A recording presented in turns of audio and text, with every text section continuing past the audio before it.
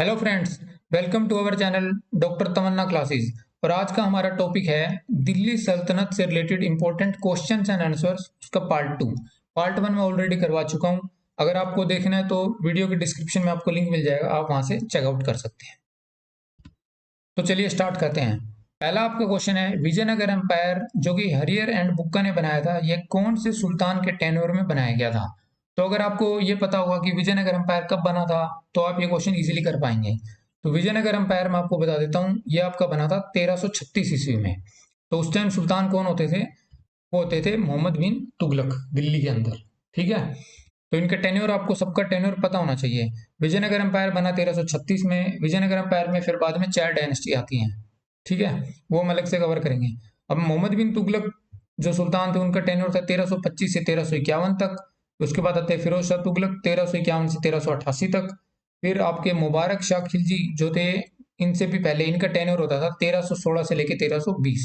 ये अलाउद्दीन खिलजी के बेटे थे। नेक्स्ट क्वेश्चन पे चलते हैं। तारीख ए फिरोज शाही किताब किसने लिखी है? तो जो पहले मैंने आपको वीडियो कराई थी उसमें मैंने इसका आपको हिंट दिया था। तो तारीख ए फिरोज शाही किसने लिखी है आपकी? ये लिखी है जियाउद्दीन बर्नी ने।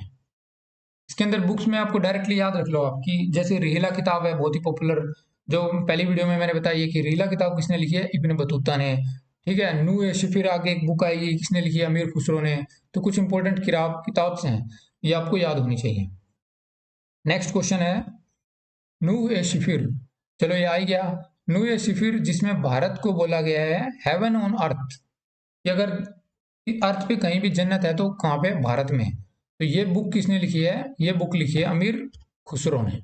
ठीक है, अमीर खुसरो को जैसे तोता हिंद भी बोला जाता है। ठीक है, फिर नेक्स्ट क्वेश्चन है कुतुब मीनार। कुतुब मीनार का जो नेम पड़ा, कि कुतुब मीनार बोलते हैं, ये किसके नाम पे पड़ा है? अब सबको डाउट लगेगा कि कुतुबुद्दीन ऐबक ने बनाई है, तो कुतुबुद्दीन ऐबक ने अपने नाम पे ही बनाई होगी, है ना? लेकिन नहीं, इसका आंसर है कुतुबुद्दीन बख्तियार काकी। ये ख्वाजा उस टाइम होते थे, एक सूफी संत होते थे, उनके नाम पे कुतुब मीनार का नाम रखा गया है। फिर नेक्स्ट क्वेश्चन है सजदा एंड पेबोस। ये बहुत इंपॉर्टेंट क्वेश्चन है कि सजदा एंड पेबोस वर स्टार्टेड बाय विच सुल्तान? ये जो दो प्रथा होती थी सजदा एंड पेबोस, ये कौन से सुल्तान ने स्टार्ट की है? तो इसका आंसर है बलबन। अब ये बता देता हूँ आपको कि सजदा एंड पेबोस क्या होता था। सजदा में क्या होता था?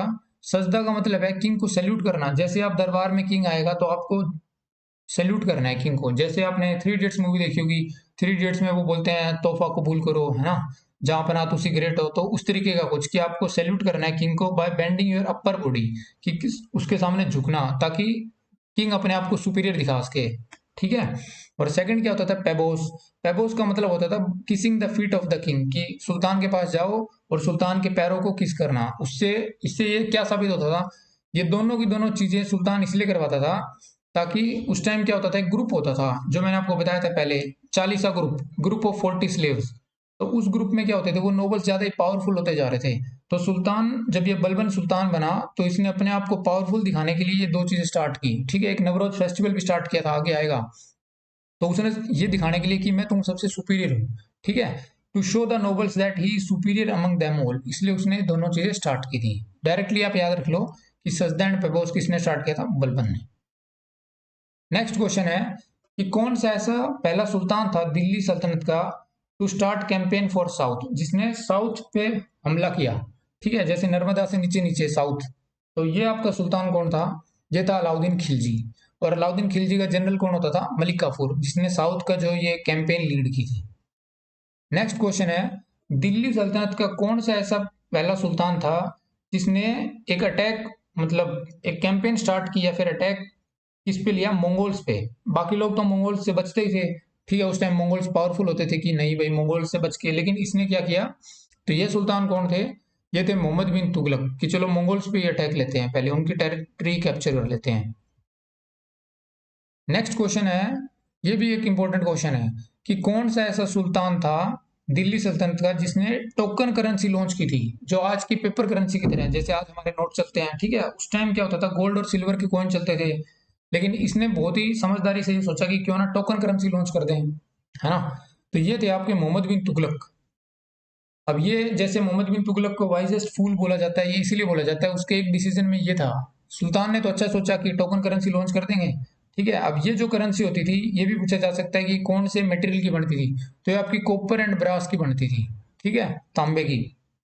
इन सिक्कों की खासियत क्या होती थी कि इनकी जो वैल्यू थी ना, ये इक्वल होती थी गोल्ड और सिल्वर कॉइन्स के। तो अभी सुल्तान ने अच्छा सोचा कि भाई टोकन करेंसी लॉन्च कर देते हैं, ताकि ज्यादा मतलब गोल्ड और सिल्वर पे वो ना पड़े, खजाने में गोल्ड सिल्वर रह जाए। तो अभी लेकिन लोगों ने क्या किया, लोगों ने फेक कॉइन बना लिए, फर्जी कॉइन बना लिए। लोगों के घरों में बर्तन होते थे तांबे के, तो लेके चले गए गोल्ड स्मिथ के पास, ठठेरे के पास, और उनसे बोला कि भाई आप कॉइन बना दो। तो फेक करेंसी की उस टाइम नौबत आ गई, तो सुल्तान को ये डिसीजन वापस लेना पड़ा।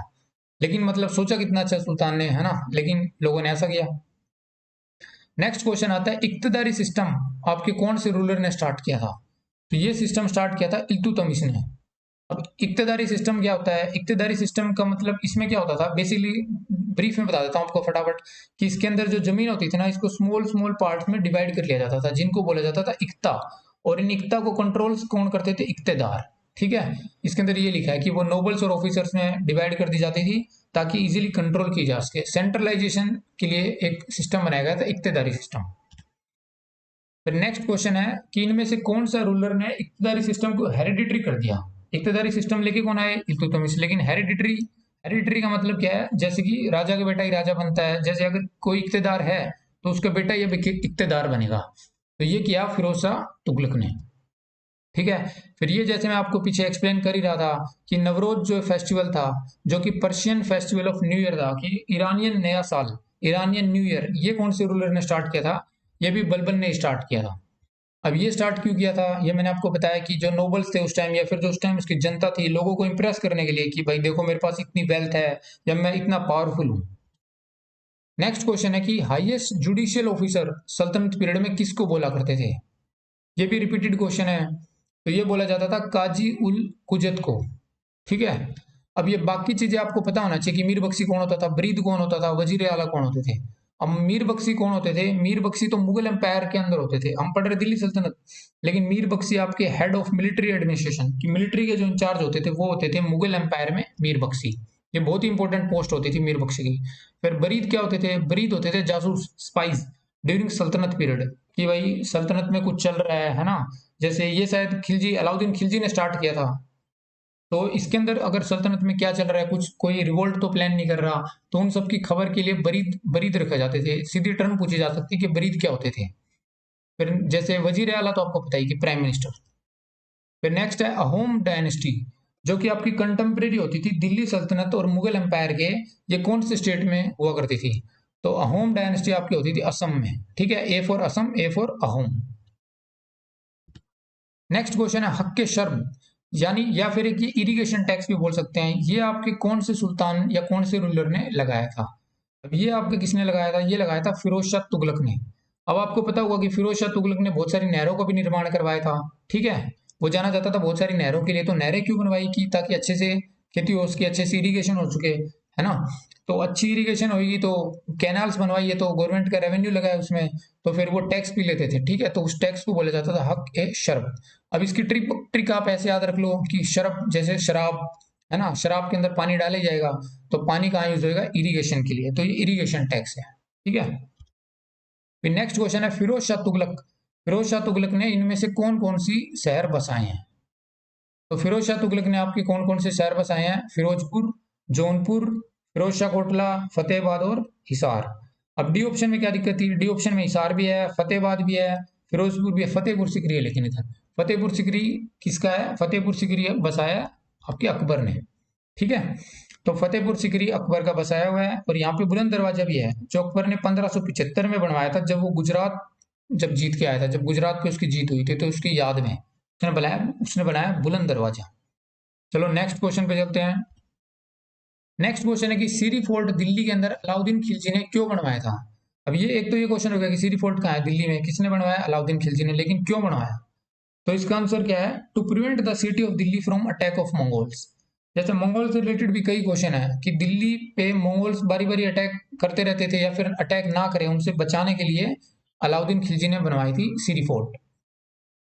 नेक्स्ट क्वेश्चन है 2.5 दिन का झोपड़ा, या फिर कुतुब मीनार, या फिर कुवैत उल इस्लाम मस्जिद, ये आपके कौन से शासक ने बनाई है?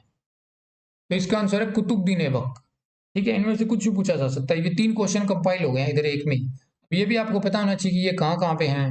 अब अढ़ाई दिन का जोपड़ा को अढ़ाई दिन का जोपड़ा क्यों बोलते हैं? क्योंकि इसको बनाने में ढाई दिन ही लगे थे सिर्फ, ऐसा बोला जाता है। और अढ़ाई दिन का झोपड़ा किधर है? अजमेर में। कुवैत उल इस्लाम मस्जिद, ये मस्जिद कहाँ है? ये कुतुब मीनार का जो कॉम्प्लेक्स है ना, वही है, कुतुब मीनार के अंदर ही, उसके पास ही मतलब। तो ये दोनों चीजें कहाँ है? कुवैत उल इस्लाम मॉस्क और कुतुब मीनार कहाँ है? दिल्ली में।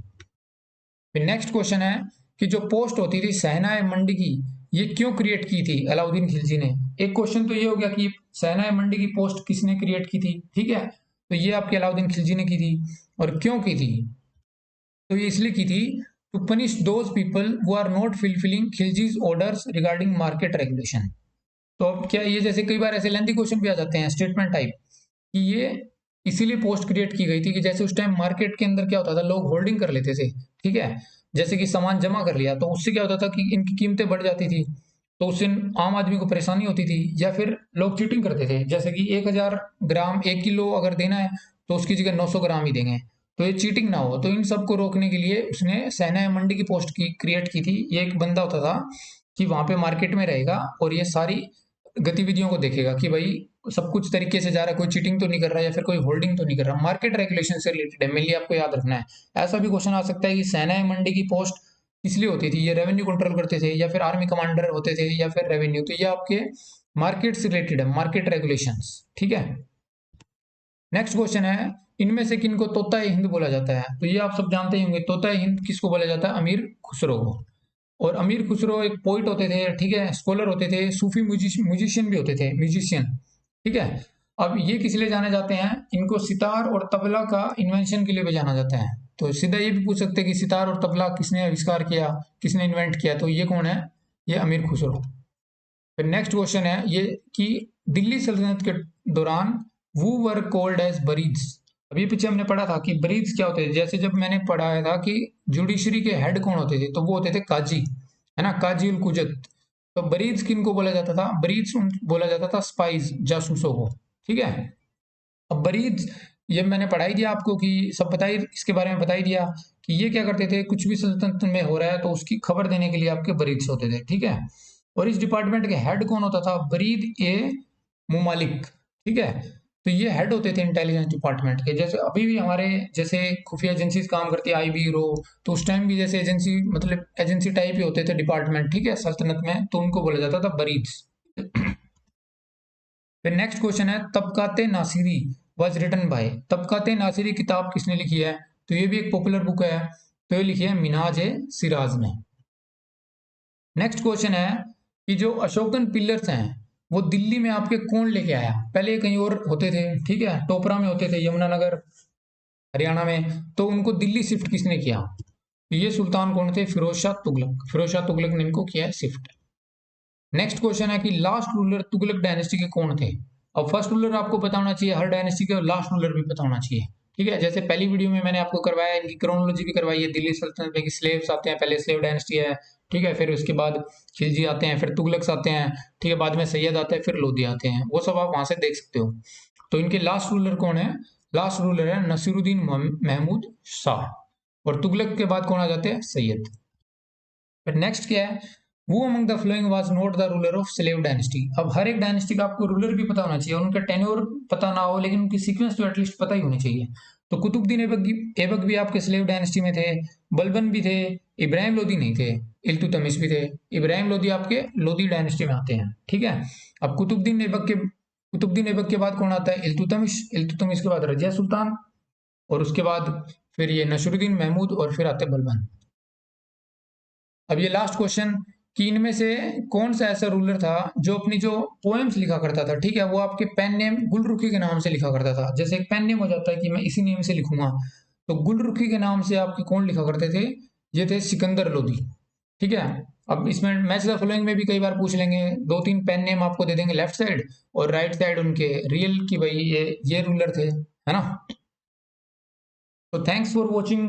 अभी जो कुछ और क्वेश्चंस रह जाएंगे इसके लिए तो हम ट्राई करेंगे कि पार्ट 3 भी ला पाएं। अगर आपको वीडियो अच्छी लगी तो please subscribe for such more videos. Thanks.